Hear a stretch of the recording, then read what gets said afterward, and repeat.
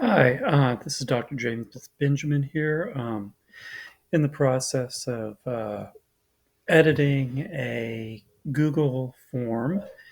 As you can see, one of the things I decided to do was I decided to basically break everything down into sections, and there's a reason for doing that. It just makes life a little bit easier if you're trying to um, deal with the possibilities that people may not consent to the study. And so that's basically all I was really doing here. So as you can see here, I've got a title, and I put that in section one. Um, that goes quickly to the next section, which is informed consent, as you can see. And one of the things that I've done here is I've set this up to where you've got the informed consent statement. There's a number of ways you can do this. I just did this in a paragraph form. Another possibility is I could actually just try to put everything in the question line. It'll end up looking the same. I've actually considered just going ahead and doing that, simplifying things just a wee bit. But one of the things I wanted you to note with this particular question is that I've used a little bit of page logic so that when you um,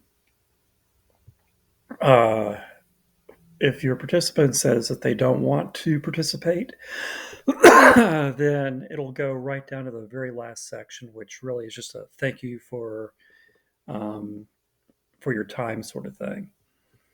Then I've got a questionnaire here. All right. And as you can see, I set it up to where when I edited it, I put a description, um, and then I put in the rows each of the different items that would make up the questionnaire. In the columns, I just simply put in the responses that I wanted.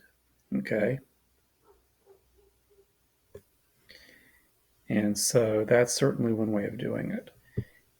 And I think what I want is I want things to be kind of required here. So that's important.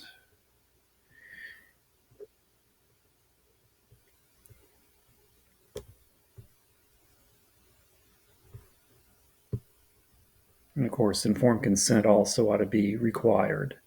So you can't really move until you've done the informed consent, really.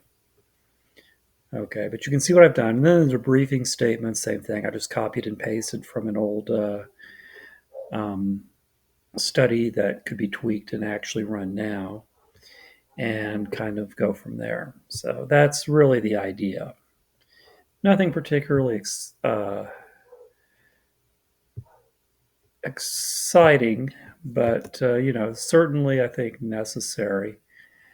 And then you can kind of go from there. But you can see anything that requires an answer, I really want it to be required because otherwise people are just going to do, well, nothing really.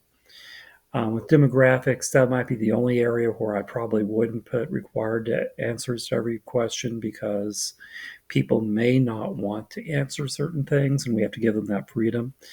But for other things like questionnaires that you need to be able to get reliability and validity information, that's a different story altogether. Informed consent agreements, I think, are the same thing. All right, so that's really it for now. Um, I'm sure I'll have more to share with you next time, and we'll go from there. Take care.